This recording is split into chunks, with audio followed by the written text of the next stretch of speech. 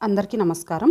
ఈరోజు మీ అందరికీ నేను వినిపించబోయే కథ మనసున మనసైన తోడు. రచయిత డాక్టర్ తంగిరాల మీరా సుబ్రహ్మణ్యం గారు.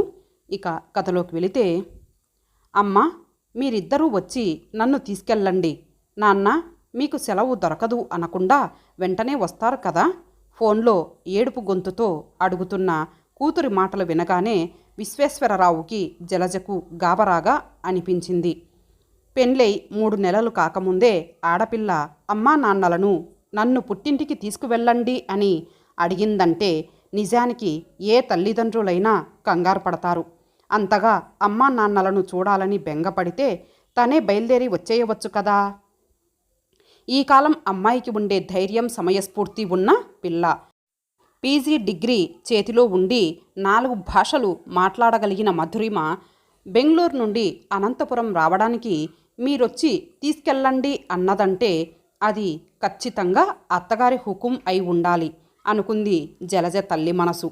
క్రొత్త కోడలు పుట్టింటికి వెడతానంటే ఇష్టం లేక మీ అమ్మా నాన్ననే రమ్మను అన్నదేమో ఆవిడ అంది జలజ. ఎన్నో సంబంధాలు చూసినా ఎవరూ నచ్చని శ్రీపతికి మధురిమ మొదటి క్షణంలోనే నచ్చేసింది. నిజానికి విశ్వేశ్వరరావు దంపతులు కూతురికి చూసిన మొట్టమొదటి సంబంధం అది. 1కి 4 సార్లు పెళ్లిళ్ల బ్యూరోల చుట్టూ తిరిగి సరైన వరుడు దొరికి జాతకాలు కలవడం, పిల్లవాడు ఒకరికొకరు నచ్చడం, వీటన్నిటికన్నా ముఖ్యంగా పెట్టుపోతల విషయం ఒప్పందం కుదరడం జరిగేసరికి కనీసం సంవత్సరం సమయం పడుతుంది అనుకుంటూ మధురిమ ఎంఎస్సి అయిపోగానే పెళ్లి ప్రయత్నాలు మొదలుపెట్టాడు విశ్వేశ్వరరావు. అనుకోకుండా అదృష్టం కలిసి వచ్చినట్టు చూసిన మొదటి సంబంధమే కుదరడంతో ఆయన సంతోషంతో శ్రీపతి తల్లిదండ్రులు కోరిన దానికన్నా ఎక్కువగానే కట్న కానుకలు, చీర సారెలు ముట్టజెప్పాడు వియ్యాలవారికి. సన్నగా, పొడుగ్గా, చక్కని కనుముక్కు తీరుతో సాత్వికంగా కనబడే శ్రీపతి ఎంబీఏ చేసి బెంగళూరులో మంచి కంపెనీలో ఉద్యోగంలో ఉన్నాడు. అతని అక్కలిద్దరికీ ముందే పెళ్లిళ్ళైపోయాయి. శ్రీపతి తల్లిదండ్రులు ప్రకాశం, సువర్చల కొడుకు దగ్గర బెంగళూరులోనే ఉంటారు. ప్రకాశం కిందటి సంవత్సరం పదవీ విరమణ చేయడం జరిగింది.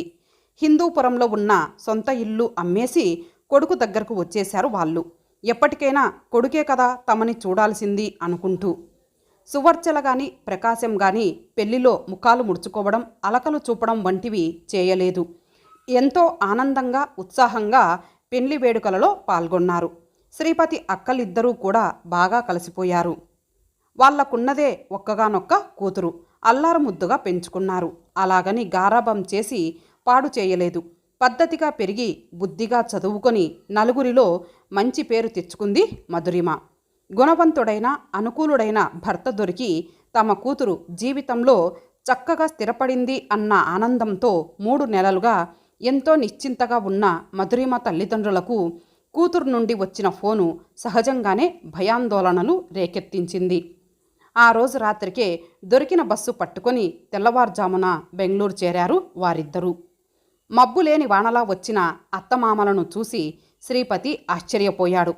పాపం, కూతుర్ని వదిలి ఉండడం మొదటిసారి కదా, దిగులుపడి చూడాలని వచ్చారేమో అనుకొని ఇద్దరినీ చిరునవ్వుతో పలకరించి కుశలమడిగాడు. వియ్యంకులకు మర్యాద లోపం చేయలేదు ప్రకాశం, సువర్చల. మధ్యాహ్నం భోజనాలయ్యాక అసలు విషయం ప్రస్తావించింది జలజ. అమ్మాయిని తీసుకెళ్ళి 10 రోజులు మా దగ్గర పెట్టుకొని పంపిస్తాం వదినా అన్నది నేరుగా విషయంలోకి వస్తూ. అదేంటమ్మా, 3 నెలల్లోనే కూతురి మీద మనసు పోయిందా అని నవ్వాడు ప్రకాశం. ఇంతవరకు ఎప్పుడూ మాకు దూరంగా ఇన్నాళ్ళు ఉండలేదు కదా బావగారు. చదువు కోసం కూడా హాస్టల్లో ఉండాల్సిన అవసరం రాలేదు అన్నాడు విశ్వేశ్వరరావు. మీ ఇష్టం, అబ్బాయి ఏమంటాడో ఒక మాట అడిగి తీసుకెళ్ళండి అన్న ప్రకాశం అంతలో అక్కడకు వచ్చిన మధురిమను చూసి, ఏమ్మా, అప్పుడే అమ్మ వాళ్ళ కోసం దిగులు పెట్టుకున్నావా అన్నాడు నవ్వుతూ. మధురిమ బదులు పలకకుండా చిన్నగా నవ్వి తల వంచుకుంది. మెడలో తాలి పడగానే పుట్టింటి వాళ్ళని మర్చిపోగలరా ఏమిటండి? మీరలా అడిగితే ఏం జవాబు చెప్తుంది? మీ అమ్మాయిని మీరు 4 రోజులు తీసుకువెడతానంటే మావాడు మాత్రం వద్దంటాడా? నేను చెబుతాను వాడికి. నువ్వు బట్టలు సర్దుకో అమ్మా అంది మధురిమ అత్తగారు. అత్తగారు తనకు వత్తాసు పలికినందుకు మధురిమ ముఖంలో కనబడాల్సిన సంతోషం కనపడలేదు జలజకు. అంతేకాక కాస్త కల తప్పినట్టు కనపడింది. ఇంటికి వెళ్ళాక విషయమేమిటో నెమ్మదిగా ఆరా తీయాలి అనుకున్నది జలజ. రాత్రి 7ంటికి ఇల్లు చేరిన శ్రీపతి అత్తమామలతో మధురిమ ప్రయాణమవుతున్నదని తెలిసి నిరుత్సాహపడ్డాడు. పెద్దవాళ్ల ముందు మాట్లాడలేక ఊరుకున్నాడు. అంతేలే, నీకు అమ్మా నాన్నల మీద ఉన్న ప్రేమ నా మీద ఎందుకుంటుంది అని నిష్ఠూరంగా అన్నాడు భార్యతో. అయ్యో, కొత్త మొగుడే విరహబాధ తాళలేడే, పాపం ఒంటరిగా వదిలిపోవడం అన్యాయమే అనిపించడం లేదు కదూ నీకు అని అలిగాడు. క్రొత్త మొగుడు పాత మొగుడు అంటూ వేరుగా ఉండరు అంది అతన్ని మంచి ధోరణిలోకి తేవడానికి. నాకు నవ్వు రావడం లేదు. ఇప్పుడు ఇంతకీ ఈ ప్రయాణం దేనికి? పోనీ సెలవు పెట్టి నేను వచ్చేయనా అడిగాడు శ్రీపతి ఆశగా. నిన్నగాక మొన్న వచ్చినదాన్ని నా వెంట మీరు వచ్చేస్తే మొగుడిని కొంగుకు కట్టేసుకుంది అని నన్ను ఆక్షేపిస్తారు అందరూ. ఎంత 10-15 రోజుల్లో వచ్చేస్తానుగా అంది మధురిమ. నాకు మాత్రం మిమ్మల్ని వదిలి వెళ్ళాలని ఉందా అనుకొని నిట్టూర్చింది. మర్నాడే మధురిమతో సహా అనంతపురానికి బయలుదేరి వచ్చారు విశ్వేశ్వరరావు దంపతులు. ఆ రోజంతా ఏవో కబుర్లు చెప్తూ మధురిమను ఉత్సాహపరచడానికి ప్రయత్నించింది జలజ. ముభావంగా ఉండిపోయింది కూతురు. 2 రోజులు గడిచాక నెమ్మదిగా మనసులోని మాట బయటపెట్టింది మధురిమ. మా అత్తగారు స్వతహాగా మంచిదే అమ్మా. నేనే వెళ్ళి అందుకొని చేయాల్సిందే తప్ప తను పిలిచి ఏ పని చెప్పదు. కొసరి కొసరి అన్నం పెడుతుంది. నాకిష్టమని మామగారిని అంత దూరాన ఉన్న మెజెస్టిక్ బస్ స్టేషన్కి పంపి తెలుగు వారపత్రికలు తెప్పిస్తుంది. వచ్చిన చిక్కల్లా వారి అబ్బాయితోనే అని ఆగింది. అదేమిటి, మేము వచ్చినప్పుడు అబ్బాయి నీతో సరదాగానే ఉన్నాడే ఆశ్చర్యంగా అడిగింది జలజ. అక్కడే వచ్చింది పేచి. ఈయన పొద్దున్న లేచి ఆఫీస్కు వెళ్లే వరకు నా పేరు జపం చేస్తూ నా చుట్టూ తిరుగుతూ ఉంటారు. మధు కాఫీ, మధు టిఫిన్ రెడీనా, మధు నా షర్టేది అంటూ పిలుస్తూనే ఉంటారు. ఇక సాయంత్రం రాగానే అలా ఎక్కడికైనా సరదాగా తిరిగి వద్దాము అంటూ బయలుదేరదీస్తారు. అమ్మ, నువ్వు నాన్న అన్నం తినేసేయండి, మేము ఆలస్యంగా వచ్చి తింటాము అని చెప్పేస్తారు వాళ్ళమ్మకు. మేము వచ్చాక భోజనానికి కూర్చోగానే అత్తయ్య వస్తారు వడ్డించడానికి. ఈయనేమో అమ్మ ముందర నా కంచంలోని కూర తీసుకొని తినడం, నాతో నోట్లో ముద్దలు పెట్టించుకోవడం లాంటి సరదాలు మురిపాలు సాగవని నువ్వెళ్ళి పడుకోమ్మా అని పంపించేస్తారు. పక్కింటావిడ మా ఇంటికి వస్తే కొడుకో అని గుండెల్లో పెట్టి పెంచుకుంటాం. పెళ్ళామొచ్చాక తల్లి కంటికి కనపడదు మగవాడికి అని చెప్పుకుంది మా అత్తగారు. ఎదురింటామెతో అంటుంది, ఇంట్లో ఉన్నంతసేపు గదిలో నుంచి బయటకు రాడు, వాడేం చేస్తాడు వెర్రినాగన్నా అని. మీకు ఫోన్ చేసిన రోజున నాతోనే చెప్పింది. మీ అమ్మ వాళ్ళేమిటి, పెళ్లి చేసి పిల్లను అత్తవారింటికి పంపించి చేతులు దులిపేసుకున్నారా? వాళ్ళకేం కూతుర్ని చూడాలని 4 రోజులు తీసుకెళ్ళి ఇంట్లో పెట్టుకొని పంపుదామని అనిపించదా అన్నారు. అందుకే ఏడుపొచ్చింది అని చెప్పి ఊరుకుంది మధురిమ. ఈ సమస్యను ఎలా పరిష్కరించాలా అని ఆలోచనలో పడింది జలజ. ఇక్కడ ఇలా ఉండగా అక్కడ శ్రీపతి ఇంట్లో మరొక రకంగా ఉంది. మధురిమ పుట్టింటికి వెళ్ళిపోయాక ఆ రోజు రాత్రి కొడుక్కిష్టమైన బిసిబేళ హలీ చేసి ఉప్పు మిరపకాయలు అప్పడాలు వేయించి పెట్టి శ్రీపతి కోసం చూస్తూ కూర్చుంది సువర్చల. 9 అవుతున్నా కొడుకు జాడలేదు. ప్రకాశానికి విసుగేసి మనం భోజనం చేద్దాం పదా అన్నాడు.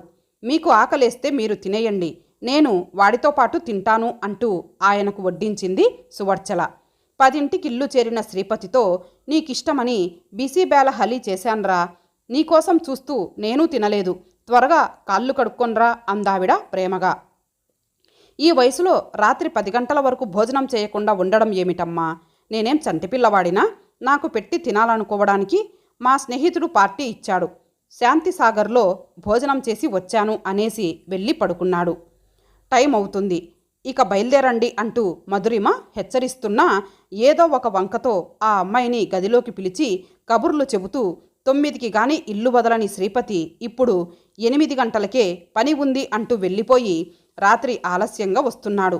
కొడుకు కోసం అతనికిష్టమైనవి వండి పెడుతున్న సువర్చల పరధ్యానంగా కూర్చొని 2 నిమిషాలలో ఏదో తిన్నాననిపించి చేయి కట్టుకుంటున్న శ్రీపతి వాలకం చూసి మనసు కష్టపెట్టుకుంది. ఈరోజు సెలవే కదరా, చక్కగా తలకు నూనె మర్దనా చేస్తాను, సీకాయతో తల రుద్దుకొని స్నానం చెయ్యి అంటూ తల్లి నూనె గిన్నె తెస్తే నిన్ననే షాంపూతో తల రుద్దుకున్నానమ్మా అంటూ తప్పించుకున్నాడు శ్రీపతి. పెళ్ళాన్ని బ్రతిమలాడి తలకు నూనె రాయించుకొని స్నానం మధ్యలో పని ఉన్నట్లు మధురిమను నీళ్ల గదిలోకి పిలిచి సీకాయతో తలంటు పోయించుకునే కొడుకు అలా అనడంతో ఆవిడ మనసు చివుక్కుమంది. మధురిమ రాకముందు తానే కాదు వాడికి తలంటి స్నానం చేయించేది, పోనీలే సెలవు రోజున ఇంటి పట్టున ఉండి వేలకు భోజనం చేస్తాడని మసాలా వడలు చేసి పెడదామని శనగపప్పు నానపోసి వంట ప్రయత్నం మొదలుపెట్టింది సువర్చల. అమ్మా, నా కోసం వంట చేయకు, నేను అనంతపురం వెళ్తున్నా, సోమవారం పొద్దున్నే వచ్చేస్తాను అంటూ 8 గంటలకే వెళ్ళిపోయాడు శ్రీపతి. ముందు చెప్పకుండా వచ్చి ఆశ్చర్యపరచిన మొగుడిని చూసి మధురిమ మురిసిపోయింది. వారం రోజులుగా ఫోన్లో రోజు గంటసేపు మాట్లాడుతూనే ఉన్నా అతనితో మాట్లాడి యుగాలు గడిచినట్లు అయింది. తలకు నూనె పెడుతూ వీపు తోముతూ అన్నం పెడుతూ కబుర్లు చెప్పింది మధురిమ. కూతురికి అల్లుడికి ఏకాంతం కల్పించడం కోసం విశ్వేశ్వరరావు జలజ మధ్యాహ్నంగా బంధువుల ఇంటికి వెళ్ళి వస్తామంటూ ఊర్లోనే ఉన్న విశ్వేశ్వరరావు పిన్ని కొడుకింటికి వెళ్ళిపోయారు. మీ అమ్మలాగా మా అమ్మ ఆలోచించదెందుకో అంటూ మధురిమను దగ్గరకు తీసుకున్నాడు శ్రీపతి. 2 రోజులు 2 క్షణాల్లా గడిచిపోయాయి. అయిష్టంగానే తిరుగు ప్రయాణమయ్యాడు శ్రీపతి. ఆ తర్వాత వారం శుక్రవారం నాడే అనంతపురానికి బయలుదేరిన కొడుకుని చూసి మూతి ముడుచుకుంది సువర్చల.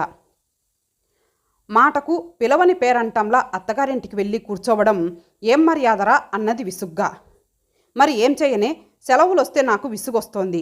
అయినా తను గనక ఈసారి నాతో రాకపోతే నేను సెలవు పెట్టి అక్కడే ఉండిపోతాను, అప్పుడు గాని తెలిసిరాదు మధుకి అన్నాడు బూట్లు తొడుక్కుంటూ. ఇన్నాళ్ళు పెంచిన మనం దూరం అయిపోయాం, నిన్నగాక మొన్న వచ్చిన ఆ పిల్ల లేకుండా ఉండలేనంటున్నాడు చూశారా, మొగుడితో బాధ వెళ్ళబోసుకుంది సువర్చల. ప్రకాశం నవ్వాడు.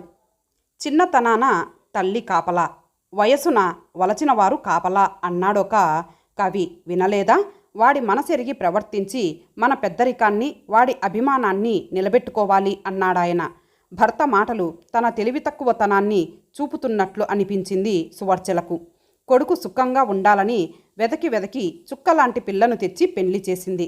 పెళ్ళాం చుట్టూ తిరుగుతూ తల్లిని నిర్లక్ష్యం చేశాడని బాధపడింది. వాడిని నవమాసాలు మోసి కనీ పెంచిన తనకే శ్రీపతి మీద హక్కు ఉందనుకొని ఎవరో పరాయి పిల్ల వచ్చి వాడిని తన చుట్టూ తిప్పుకుంటున్నదని అసూయ చెందింది. కోడలు పుట్టింటికి వెడితే కొడుకు ముందు ఉన్నట్లుగా అమ్మా అమ్మా అని తన వెంట చిన్నపిల్లాడిలా తిరుగుతాడు అనుకుంది. ఈ వయసులో వాడికి కావలసిన ముద్దు మురిపాలు వేరని గ్రహించలేకపోయింది. ఆదివారం వియ్యంకుల ఇంటికి ఫోన్ చేసింది సువర్చల. జలజతో 5 నిమిషాలు మాట్లాడి అమ్మాయిని తీసుకెళ్ళి 15 రోజులైందిగా వదినా, వాడు మాత్రం వారం వారం తిరగడం కష్టం కదా, వాడితో పాటు పంపేయండి అని మధురిమకు ఫోన్ ఇమ్మని ఆ అమ్మాయితో అన్నది. కొత్తగా పెళ్ళైన వాళ్ళు ఇన్నాళ్ళు విడిగా ఉండడం బాగాలేదు మధురిమ, నువ్వు దగ్గర లేకపోతే వాడు తిండి కూడా సరిగ్గా తినడం లేదు, వాడితో పాటు బయలుదేరిరా, మీరిద్దరూ సుఖంగా ఉంటేనే మాకు సంతోషం అని చెప్పింది. అలాగే అత్తయ్య, రాత్రికి బయలుదేరతాం అంది మధురిమ. ఇప్పుడు మరలా శ్రీపతి ఆలస్యంగా ఆఫీస్కి వెళ్ళి తొందరగా ఇంటికి వస్తున్నాడు. కొడుకు ఇంటికి రాగానే అమ్మ మధురిమ, వాడికి కాఫీ టిఫిన్ సంగతి చూడు అంటూ భర్తతో కలిసి దగ్గరే ఉన్న శంకర మఠానికి బయలుదేరుతోంది సువర్చల. మనసున మనసై బ్రతుకున్న బ్రతుకై తోడొకరుండిన అదే భాగ్యము అదే స్వర్గము అని పాడుకుంటూ మధురిమ సాన్నిధ్యంలో పరవశిస్తున్నాడు శ్రీపతి. ఇంతటితో ఈ కథ సమాప్తం. మరలా మరొక మంచి కథతో కలుద్దాం. అంతవరకు సెలవు. నమస్తే.